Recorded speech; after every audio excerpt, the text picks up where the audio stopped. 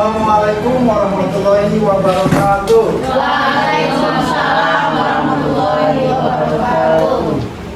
Selamat datang di kelas Coding dan KA, Kecerdasan Artifisial. Hari ini dengan saya Deddy Iskandar akan membahas tentang menciptakan konten digital yang efisien dan sesuai dengan sasaran audiens. Sebelum kita mulai kelas pada hari ini, mari kita berdoa. Doa akan saya pimpin langsung dari depan. Doa dalam diam kita tengadahkan kepada ke bawah. Doa dimulai. Doa selesai. Terima kasih. Nampaknya Ananda sekalian semuanya hadir. Luar biasa. Hari ini hadir. Mudah-mudahan di pertemuan berikutnya masih tetap sama kehadirannya, masih tetap sehat dan tentunya semangat. Kelas hari ini sedikit berbeda dengan kelas sebelumnya. Kelas hari ini Bapak konsep dengan sebutan kelas angkasa. Kelas angkasa kelas apa? Kelas coding yang asik dan menarik. Jadi ketika nanti saya sampaikan kelas coding dan KA, jawabannya asik dan menarik. Coba cek suara dulu ya. Kelas coding dan KA Asik dan menarik.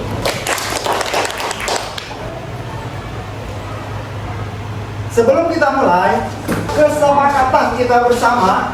Pada kelas ini ada 1, 2, 3, 4, 5, dan 6. Ada 6 yang harus kita patuhi.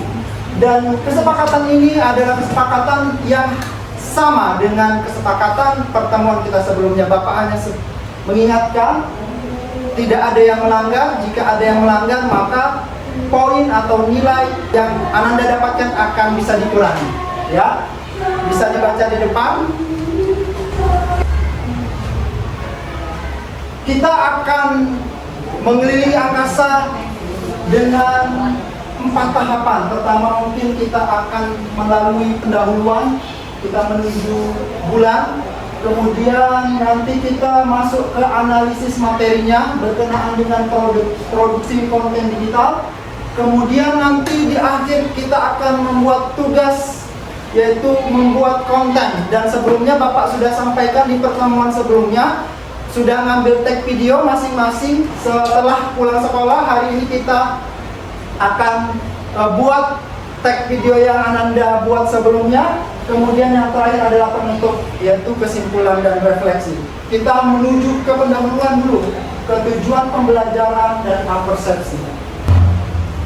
Nah, tujuan pembelajaran kita kali ini setelah mengamati tayangan slide, PowerPoint dan media pembelajaran ChatGPT, Canva dan lain-lain dengan metode pembelajaran PJBL, yaitu Project Based Learning, maka peserta didik dapat memadukan literasi digital serta menciptakan konten digital dengan efisien dan tepat sasaran ke audiens. Dari tujuan pembelajaran ini, kita akan mulai kelas kita dengan mengingat pembelajaran sebelumnya. Coba kita ingat-ingat kembali. Sebelumnya kita sudah belajar ChatGPT, kemudian Canva dan ChatGPT ini juga sudah diulas sedikit di waktu ekskul. Tentunya Anda sekalian sudah mahir.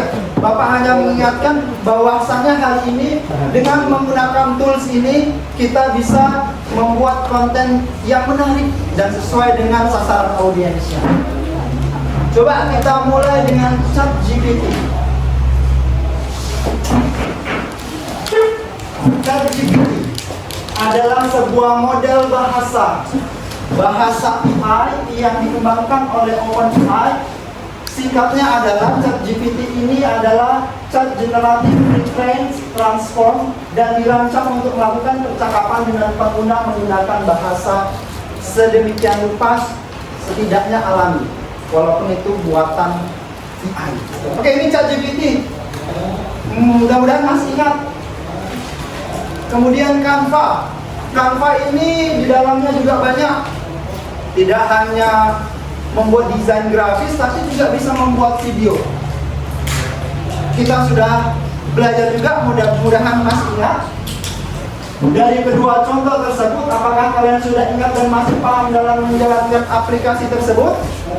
Sudah ingat atau Bagaimana ini? Masih ingat ya? Oke, mantap. Kalau masih ingat, kita next. Sekarang mantap, sudah duduk sesuai dengan kelompoknya, kelompok Turuang Biso dan kelompok Putri Anggun. Setelah kita ingat-ingat kembali pembelajaran sebelumnya, kita akan jelajah angkasa yang baru. Pertama, kita akan memahami dulu platform dan audiens. Platform ini adalah media elektronik atau media sosial, dan audiens ini bisa berkaitan banyak orang, ya. Kategorinya bisa kalangan remaja, orang tua, anak-anak, dan lain sebagainya. Kemudian kita terbang lagi, menguasai alat digital. Alat digitalnya bisa berupa video editing, capcut yang sering kita gunakan, Canva tadi, kemudian ChatGPT, dan kita terbang lagi. Tentunya ada keamanan dan etika digital yang harus kita patuhi. Kita masuk ke yang pertama, analisis audiens. Di analisis audiens, kita perlu perhatikan dan pahami demografi, minat, dan perilaku digital audiens agar konten yang kita buat itu bisa menjangkau banyak orang. Dan Anda sekalian, posisikan Ananda dengan konten yang akan Ananda buat. Contoh, jika seandainya konten Ananda sekalian berkaitan dengan makanan, tentu audiensnya orang-orang yang suka makan. Setelah Ananda pilih, tadi kontennya berkaitan dengan makanan, contohnya di sini perlu Bapak garis bawahi bahwa pemilihan format dan kuasai alat kita menjadi penting. Jedak-jeduk yang Ananda buat, kalau biasa saja tentu yang lihat sedikit. Bagaimana jedak-jeduk yang Ananda sekalian bisa viral? Tentunya Ananda sekalian bisa lihat tren kekinian jedak-jeduk yang bisa membuat viral. Contoh sekarang lagi happening aura farming. Bisa jedak-jeduknya aura farming, ikut-ikutan istilahnya. Jangan sekarang trennya aura farming, jedak-jeduknya yang beda dari aura farming. Tentu audiensnya sedikit. Kemudian alatnya ini bisa menggunakan capcut, kemudian motion light, kemudian KineMaster, dan lain-lain kalau dalam bentuk video. Sedangkan kalau seandainya Anda sekali membuat dalam bentuk grafis, tadi bisa dalam mengerjakannya dengan tools ChatGPT atau Canva. Itu yang berkaitan dengan pemilihan format dan menguasai alat digital. Kita terbang lagi ke keamanan dan etika digital.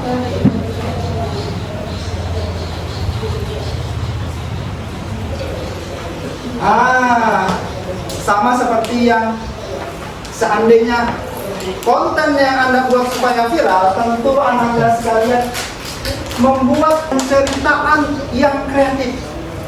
Ya, jedak-jeduk tadi bisa viral.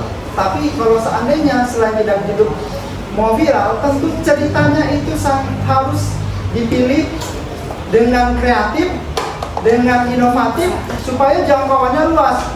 Tidak hanya teman-teman Ananda sekalian, tapi lebih luas lagi bisa ke seluruh Indonesia, bahkan di dunia. Cerita ini menjadi poin penting ketika Ananda bikin konten. Ya, cerita ini juga Ananda bisa cari melalui ChatGPT. Kalau seandainya Ananda budrek, sudah tak berpikirnya, gunakan ChatGPT. Nah, kita tadi sudah terbang dari memahami platform dan audiens, menguasai alat digital sampai keamanan dan etika digital. Sekarang Ananda, bagaimana cara proses produksi konten Ananda itu bisa efisien? Ada 5 yang Ananda perlu pikirkan dan menjadi catatan supaya kontennya bisa viral kemana-mana. Yang pertama tentu ideasi, idenya, kemudian perencanaannya, kemudian pembuatannya, editingnya tadi, dan yang terakhir dipublikasikan. Ice breaking dulu deh. Iya, sepertinya pada mengantuk nih. Ayo ice breaking dulu. Ice breakingnya ikuti apa yang Bapak sampaikan. Seandainya ikuti apa yang Bapak sampaikan. Seandainya saya bilang kepala, instruksinya ikuti apa yang saya sampaikan. Kepala, mulut, megangnya kepala, masih ada yang megang mulut. Semua dah mulai konsentrasi, tepuk tangan dulu. Selanjutnya, praktik terbaik dan tren 2025. Praktik terbaik dan tren 2025 yang Ananda harus perhatikan adalah yang konten supaya viral dan cepat viral dan mendunia, biasanya kontennya pendek dan interaktif. Baik, dari banyak hal yang sudah Bapak sampaikan, ini ada contoh salah satu konten dalam bentuk grafis dan dalam bentuk promosi. Yang pertama, ini ada konten grafis berkaitan selamat mengikuti kegiatan kelas coding dan KA. Bisa seperti yang, kalau mau buat, bisa seperti yang di depan dengan menggunakan Canva. Kemudian elemen-elemen yang dibuat disesuaikan dengan keciri khasan daerah masing-masing atau keciri khasan dari kelompoknya masing-masing. Jarangkan lomang dijual dalam bentuk kemasan kotak, ini kan masih terbaru. Jadi kita harus berpikir tingkat tinggi di mana produk atau produk kita itu terjual cepat dengan cara seperti ini. Ini kita langsung kerja kelompok. Buatlah sebuah konten dan upload di TikTok atau Facebook atau YouTube. Dan kemarin Bapak sudah sampaikan tag video di manapun, bisa berkaitan dengan apapun konten yang dibuat. Oke, silakan bekerja kelompok. Bapak kasih kesempatan 2 menit. Baik, udah siap. Kelompok belum bisa, ternyata sudah selesai kontennya. Kontennya saya lihat ini berkaitan dengan promosi sekolah. Ini sepertinya di edit, kameranya juga lumayan bagus, dan ada subtitlenya. Ini bisa baca subtitle di bawahnya. Selanjutnya nanti Bapak share di grup WA kelas kita. Sebelum kita tutup pembelajaran kita pada kesempatan kali ini, kita ada refleksi, langsung bisa dijawab. Siapa yang membuatmu tersenyum dan bahagia hari ini? Tutup pisau. 1, 2, 3. Jawabannya anak. Anak. Sekarang pertanyaan nomor 2 untuk Putri Anggun. Apa hal yang paling menarik yang kalian pelajari hari ini? 1, 2, 3. Coding. Pak? Konten. Kemudian yang ketiga, apa tantangan yang ditemui saat membuat konten? Mengedit. Keterbatasan waktu. Next. Bagaimana bekerja dalam tim membantu pemahaman kalian? Putri Anggun? Sangat membantu. Karena kerjasama tim adalah hal yang paling penting dalam kondisi kerja kelompok atau membuat konten tentunya. Baik, kita simpulkan pembelajaran hari ini. Ada 3 kesimpulan. Literasi digital adalah kunci, rekomendasi itu, dan target audiens dan efisiensi pesan. Kira-kira ada yang bisa menjelaskan nggak ketiga kesimpulan ini? Dan kalau gitu saya bantu. Literasi digital adalah kunci. Literasi digital adalah kunci untuk kita membuat konten yang menarik. Jadi Ananda sekalian, literasinya bisa diperdalam lagi, bisa dibaca lagi berbagai referensi yang ada baik di buku maupun yang ada di dunia maya. Bisa pakai ChatGPT, bisa pakai Google dan lain sebagainya. Kemudian rekomendasi tools. Supaya konten Ananda sekalian terlihat bagus, maka tools yang Ananda gunakan juga berpengaruh terhadap penonton atau audiens yang Anda tuju. Biasanya tools yang paling gampang dan mudah dan menarik digunakan dalam bentuk video adalah Capcut, dalam infografis adalah Canva. Yang terakhir adalah target audiens dan efisiensi pesan. Audiensnya perlu Ananda sekalian perhatikan, kontennya apa, target audiensnya apa. Baik, itu saja yang bisa Bapak sampaikan pada kesempatan kali ini.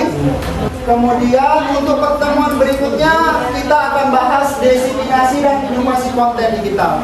Sebagai penutup saya akan kasih quote. Setiap cerita ada titiknya dan setiap pertemuan ada akhirnya. Dan hari ini izinkan saya menutup dengan kalimat terima kasih. Dan satu hal, you can if you think you can. Kamu bisa jika kamu berpikir kamu bisa. Terima kasih dari saya. Wassalamualaikum warahmatullahi wabarakatuh. Waalaikumsalam.